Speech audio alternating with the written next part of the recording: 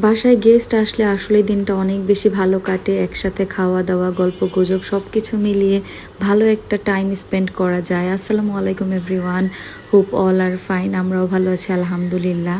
কালকে তাইফার খালামণি এসেছিল আমাদের বাসায়, আর সারাটা দিন তাইফার সাথে খেলেছে, গল্প গুজব করেছি, আর অনেক ভালো সময় পার করেছি আমরা।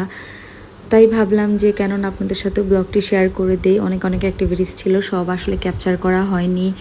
আজকে সকালবেলা উঠেই আমি বারান্দাতে গিয়েছিলাম প্রতিদিনের মতোই। আর এত বেশি রোদ উঠে কয়েকদিন ধরেই। সকালে অনেক রোদ থাকে, সারাদিন কম থাকলেও সকালবেলা একটু বেশিই থাকে। আর সকালে নাস্তাটাও করে নিলাম ফ্রেশ ফ্রেশ এই কলাটা দিয়ে, আর ছিল বাকরখানি। এটা আমার অনেক ভালো লাগে। আগে খুব একটা খেতে পারতাম না, কিন্তু এখন খুবই টেস্ট লাগে। আর আমি কিন্তু উইদাউট সুগার দিয়ে যেটা বানানো সেটাই খাই।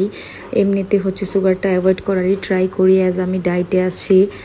তো সব সময় আসলে ডায়েটটাও করা হয় না, মেহমান আসলে তো ডায়েটের অবস্থা 12টা বেজে যায়। তার সাথে সাথে আমরাও অনেক খেয়ে ফেলেছিলাম।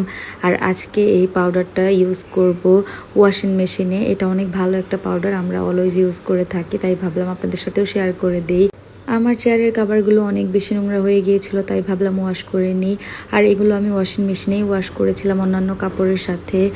এগুলো পাউডার দিয়ে ক্লিন করেছিলাম, তারপর অনেক ভালো ক্লিন হয়েছে। ওয়াশিং মেশিনে পাউডার আর জেল দুইটাই ইউজ করা যায়, তবে আমরা পাউডারটাই বেশি ইউজ করি। আর তাইফার খালামুনির একটা ভালো সময় ক্যাপচার করে নিলাম, আর আপনাদের সাথেও শেয়ার করে দিলাম। আসলে অনেক রান্নাবান্না করেছিলাম টুকটাক অল্প অল্প করে, কারণ আমার বাসায় গেস্ট ছিল একজন আর আমরা মানুষ ছিলাম 2জন, আর সবাই ছিল অফিসে, তো আমাদের জন্য আয়োজনটা করেছিলাম। বাট সবগুলো অ্যাক্টিভিটিস রান্নাবান্না ক্যাপচার করা পসিবল হয়নি।